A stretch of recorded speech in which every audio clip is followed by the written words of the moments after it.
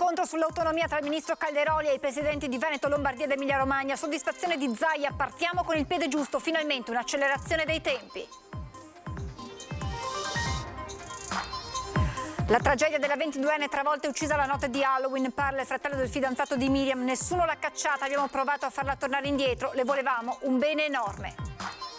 Non dovevano lasciarla camminare da sola in quella strada, parole di rabbia e dolore, quelle dell'ex fidanzato storico di Miriam. Sul luogo della tragedia oggi un via vai di amici. Venerdì l'udienza di convalida per il 23enne di San Zenone che ha ucciso Miriam. Questa mattina l'incontro in carcere con il suo difensore. Ho bevuto qualche bicchiere ma quella sera non ho assunto droga. Paura per una famiglia veneziana in gita sul Grappa, papà, mamma e 3 figli piccoli assaliti da un branco di mucche allo stato brado. L'uomo calpestato e trascinato dagli animali è ricoverato in ospedale. Nel giorno del giuramento dei sottosegretari, il padovano Ostellari alla giustizia difende il decreto sui rave party dai più parti contestato. Norma necessaria, dice, ma si può correggere. Ma da Venezia uno dei leader dei centri sociali, Tommaso Cacciari, attacca: norma pericolosa e contro i giovani bisogna disobbedire in massa. Inaugurate a San Donà di Piave le opere realizzate 4 anni dopo che la tempesta Vaia le aveva distrutte, investiti 680.000 euro. Buonasera e ben ritrovati con l'edizione regionale dei telegiornali di Antenna 3. Dunque in primo piano la politica e l'incontro oggi a Roma, il primo incontro sull'autonomia tra il neo ministro agli affari regionali Calderoli e i presidenti di Veneto, Emilia Romagna e Lombardia. Soddisfazione al termine da parte del governatore Zaia che dice: partiamo con il piede giusto, finalmente un'accelerazione dei tempi. Oggi sto stabilendo un modello per cui chi vuole può chiedere determinate materie di economia differenziata. Per le regioni che non lo chiedono non cambierà nulla, nessuno può essere penalizzato dalla legge.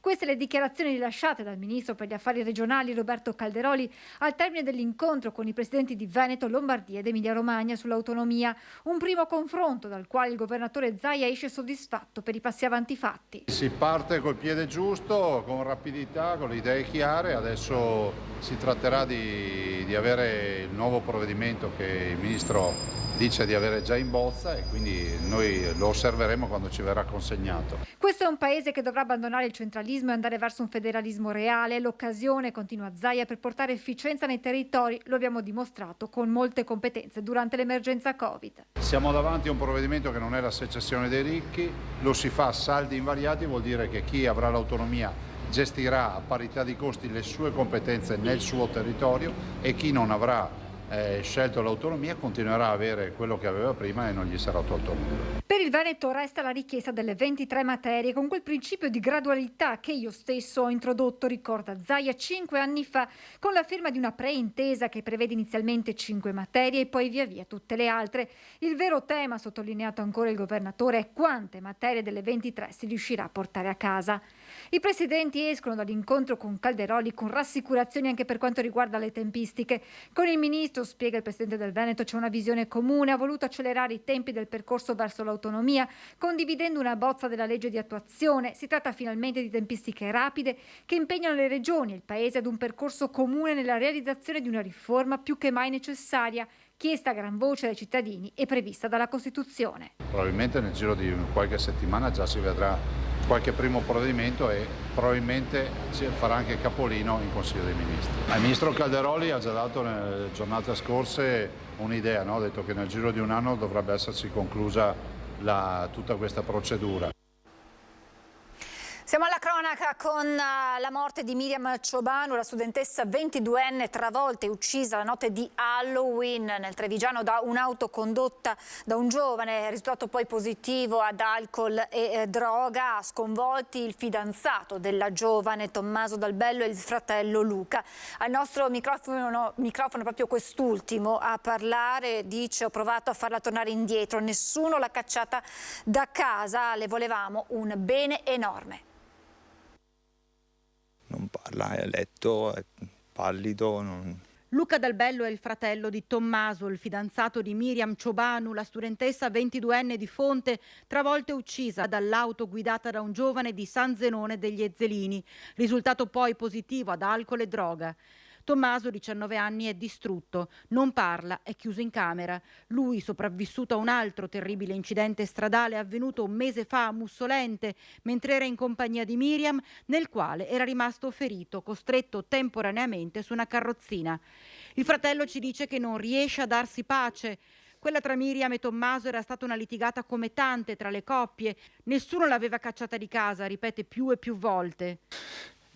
Per una litigata da niente, perché ripeto, io ce li avevo qua perché io me li portavo in giro, io vivo in Spagna, non vivo neanche qua.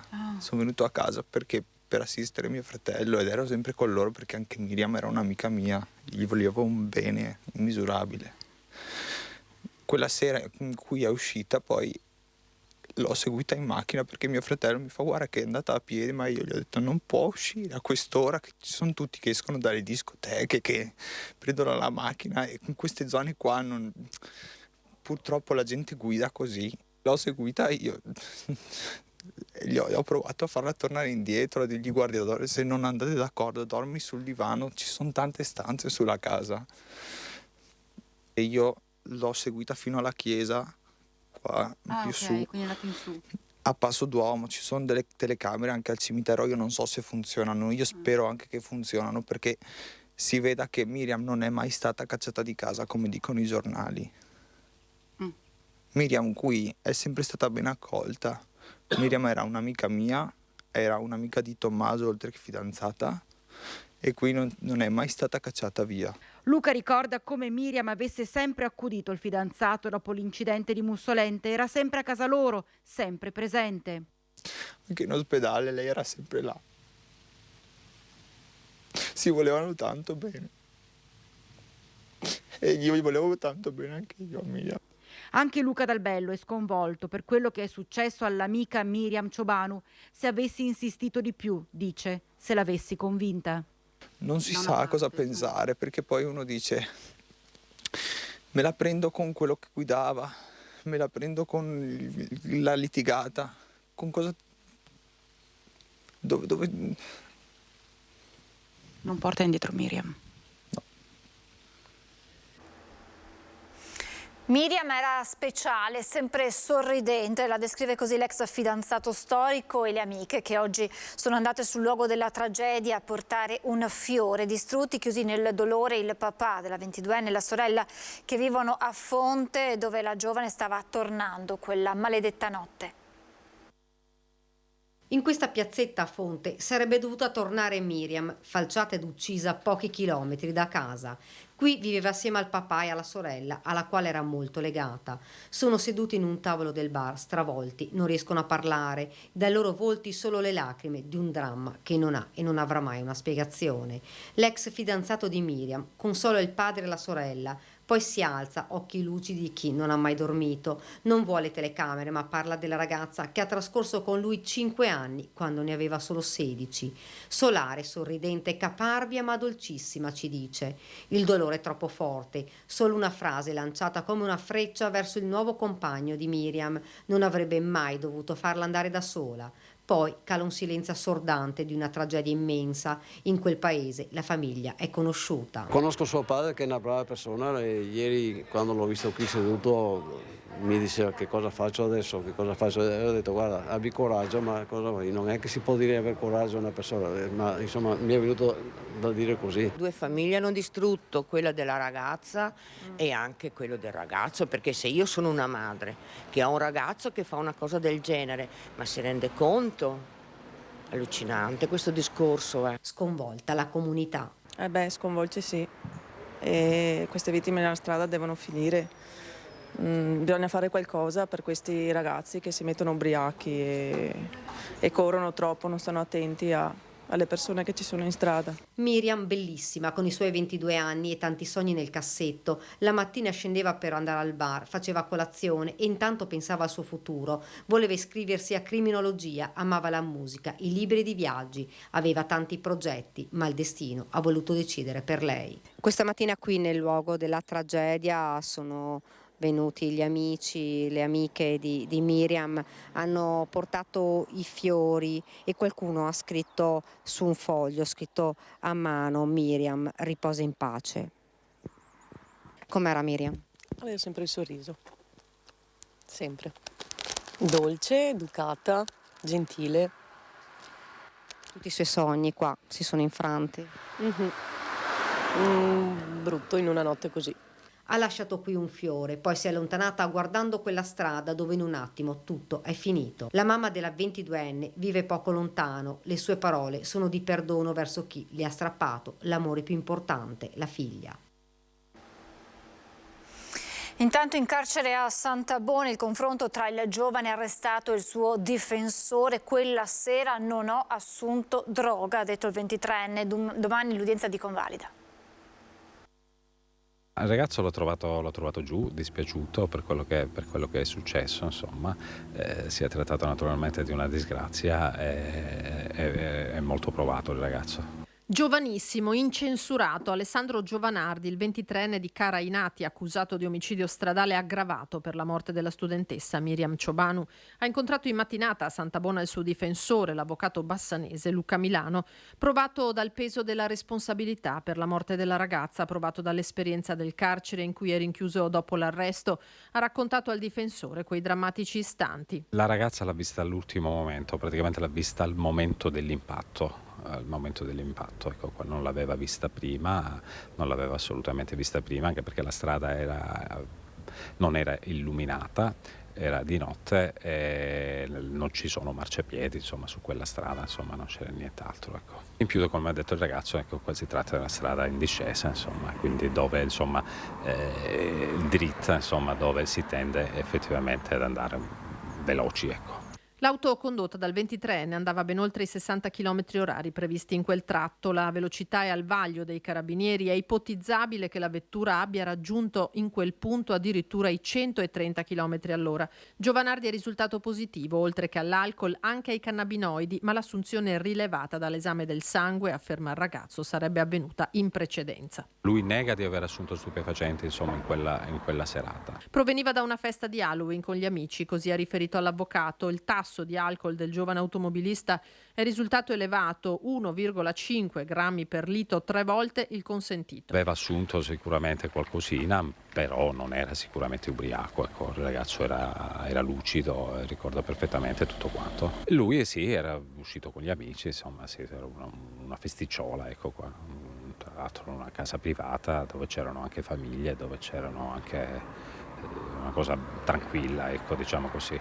L'udienza di convalida sarà fissata nelle prossime ore. Il ragazzo ripercorrerà l'incidente di fronte al GIP. Il suo difensore chiederà una misura alternativa alla detenzione. Sicuramente questo qua, insomma, verrà richiesto, insomma, però ancora non sappiamo, insomma, che misura, se e quale misura abbia chiesto il pubblico ministero.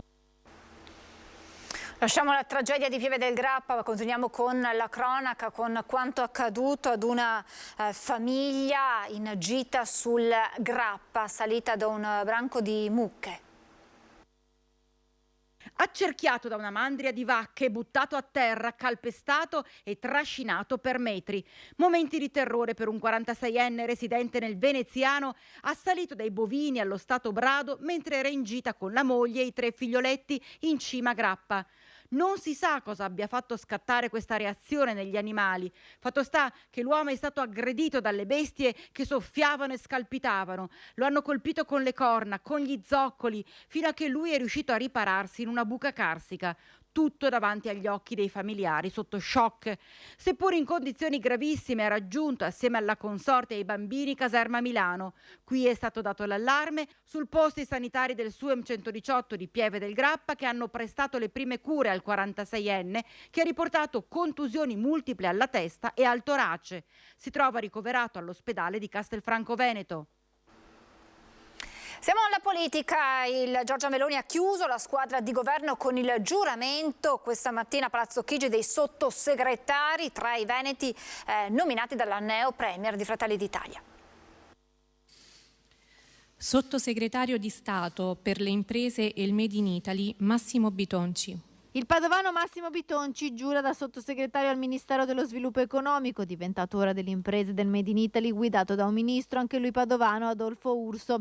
Giuramento anche per il veronese Gianmarco Mazzi, sottosegretario alla Cultura, sottosegretario alla Giustizia, un altro padovano, Andrea Ostellari della Lega.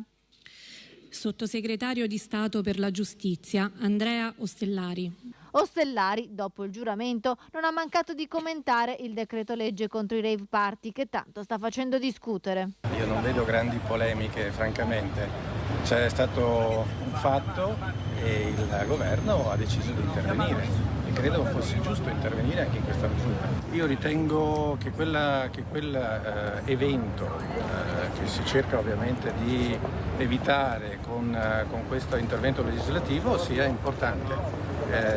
Poi se ci saranno correzioni, per carità, insomma, si possono anche valutare e si possono fare anche in seguito, però credo che una risposta a questo fenomeno doveva essere data.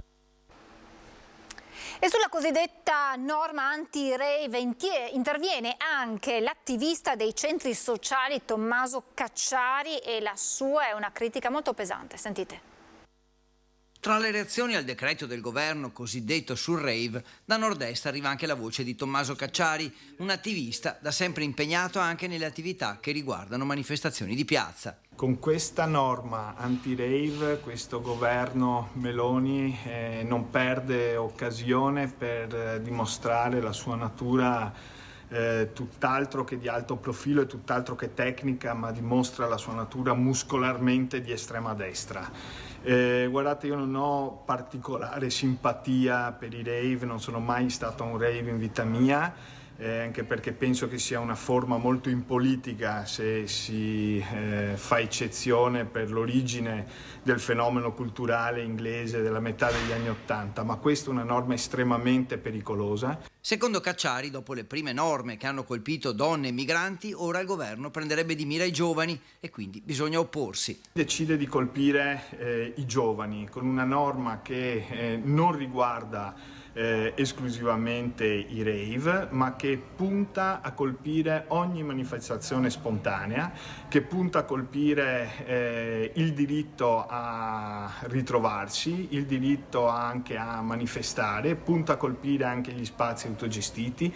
È una misura estremamente pericolosa a cui bisogna disobbedire in massa. Una norma che va combattuta, afferma Cacciari, perché punterebbe a colpire le manifestazioni in generale e quindi per questo da lui giudicata ancor più pericolosa.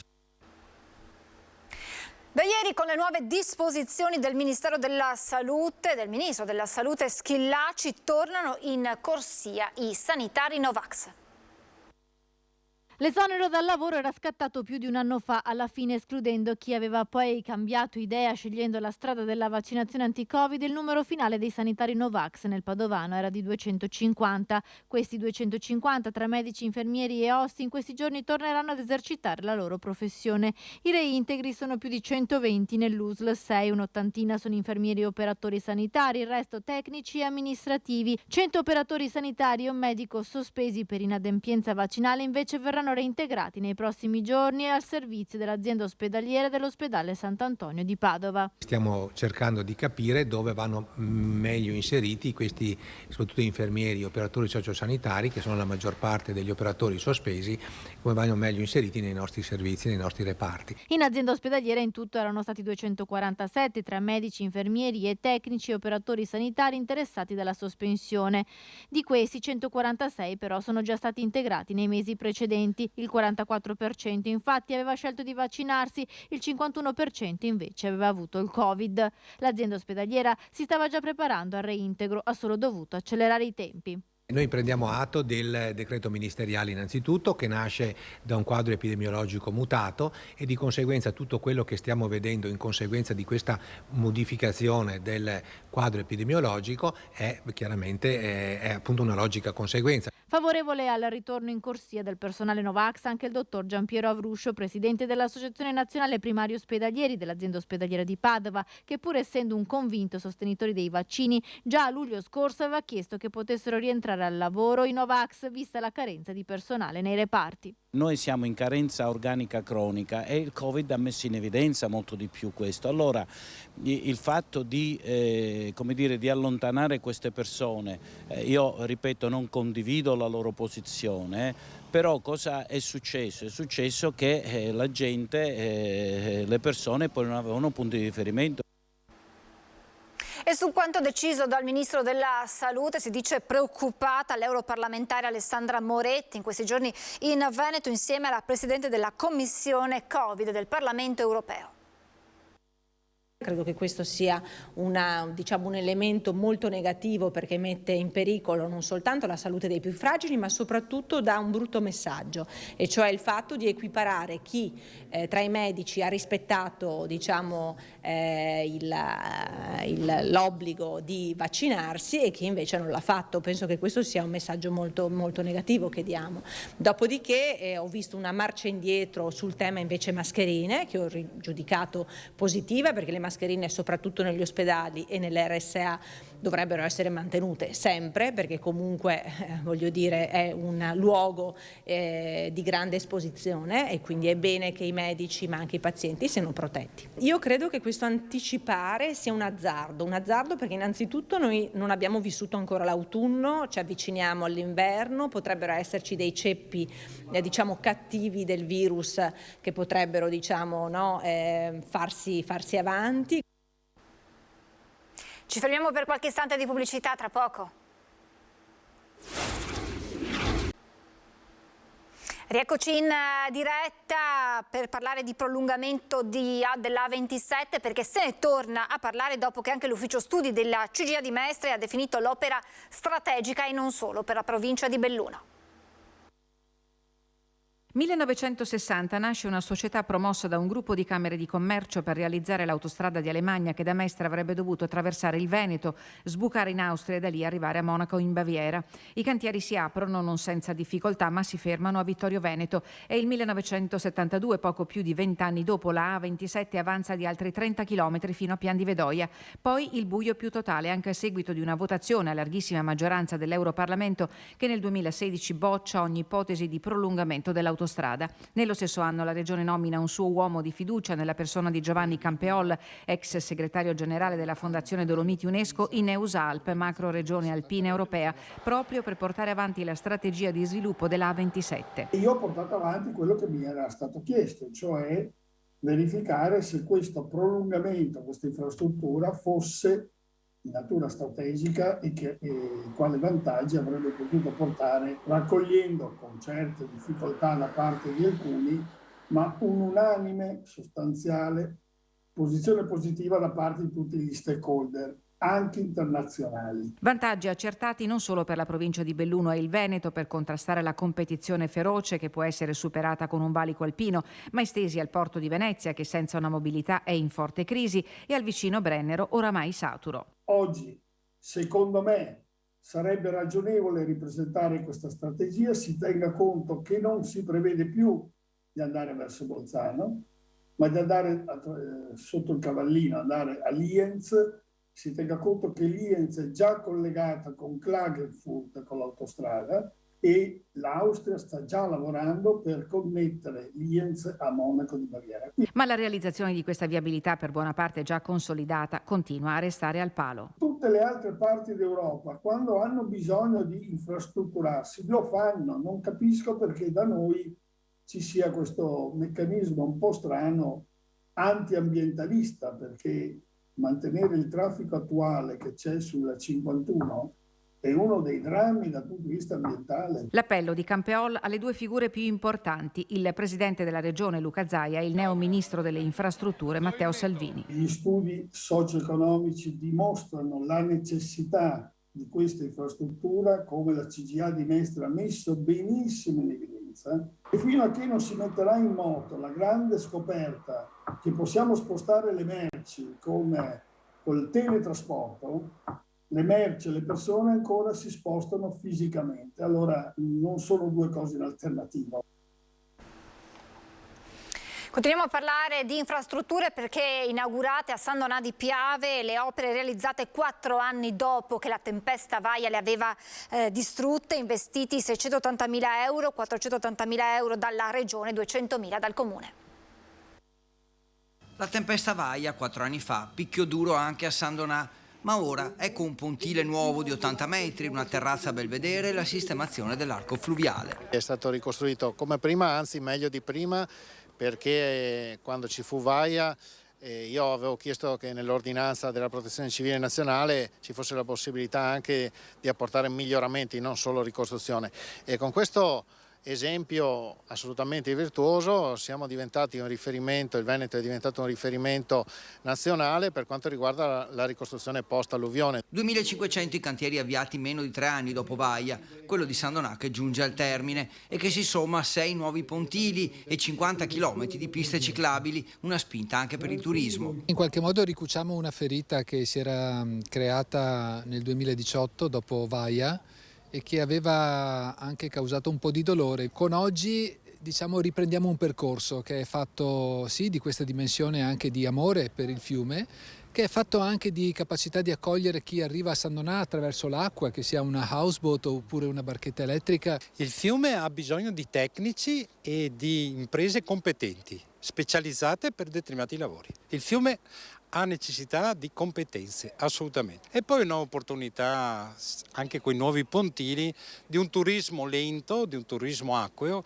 che dobbiamo assolutamente incentivare e creare. Il futuro è fatto di altri interventi come questo, di altri cantieri che si chiuderanno e che aiuteranno a difendere il Veneto dal dissesto idrogeologico e nello stesso tempo aiutando il turismo. Ed è tutto, vi lascio come sempre le previsioni meteo. Grazie per essere stati con noi, buona serata.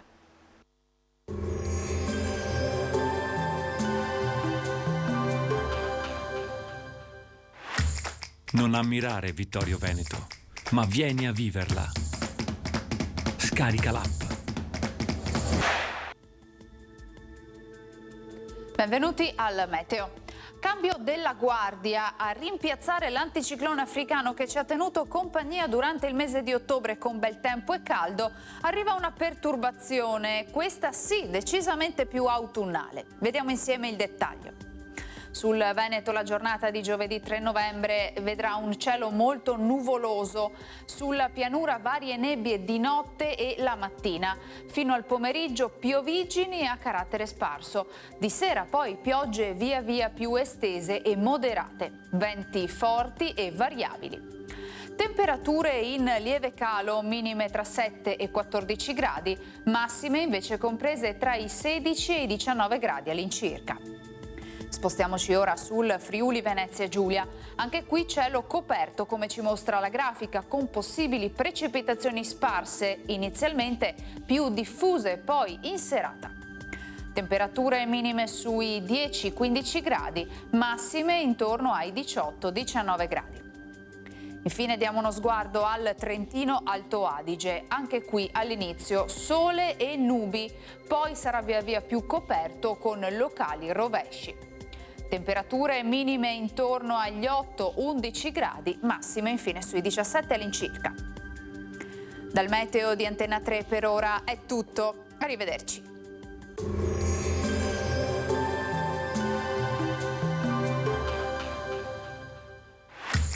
Non ammirare Vittorio Veneto, ma vieni a viverla.